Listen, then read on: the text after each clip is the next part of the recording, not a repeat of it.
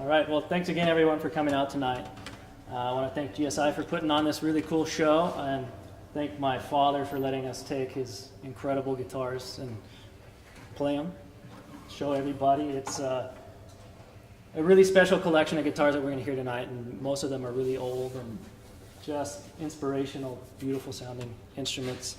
These are the guitars that I grew up with. As a kid, this was a guitar. You know, this is just, that's what they sound like, and that's what they look like. And so I grew up hearing them and loving the way they sounded, and it set the standard for what I want to hear in a guitar. And when I started building guitars and at that point realized how incredible they are, I said, man, I'm really lucky, and became a great tool in guitar making to be surrounded by these. So this is a 1919 Santos Hernandez. It's a spruce top, Spanish cypress body. This is not necessarily a flamenco guitar. It was back then just, they called it a blanca, a guitar with Spanish cypress back and side. These days, there's a sort of a stereotype that cypress means flamenco. It can. It works great for flamenco, but it also works great for classical.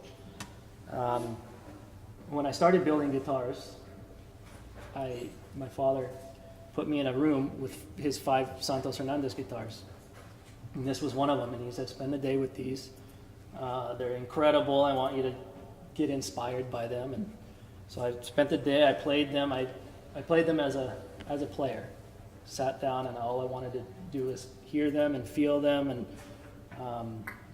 monetary value was irrelevant. So at the end of the day, he came in and he said, so what do you like? I said, I like this one. This one's magic. I said, okay, take it and learn from it, study it. And we'll let Scott play it.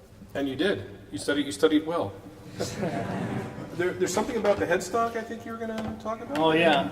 So, You want it back? Yeah. Well, one thing I did is my headstock is derived from this headstock. I took the lines and modified them, but there's a hole in the head. And that hole in the head was because whoever bought this guitar couldn't afford a guitar case. So they ordered a hole in the head, and they could put a string on the head and hang it on the wall.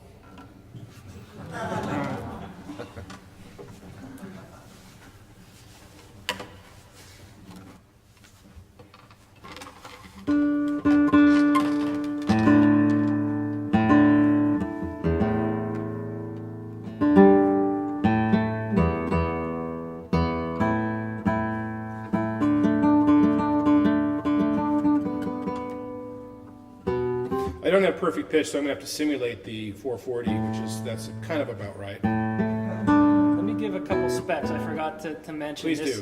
do. It's a 655 millimeter scale length guitar. The nut is 50 millimeters wide.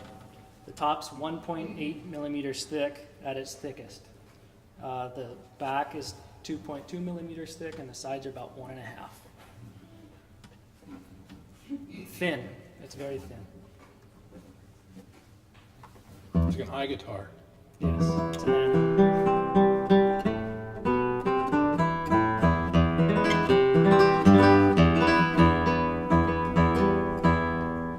Well, I went down to San Diego the other day to try to figure out, I played all these guitars to try to figure out, sketch out a playlist. So what I'm going to play on each guitar actually is going to be motivated by time as we proceed tonight, as well as what I thought made the guitar kind of shine a little bit. So I won't necessarily be playing, in many cases I'll be playing what I think was probably performed on the guitar before to kind of give you an idea of it. I'm going to start with some Renaissance pieces because I think this guitar is very, very clear and a direct, beautiful direct sound. So I'm going to start with a couple of Renaissance pieces here from Spain.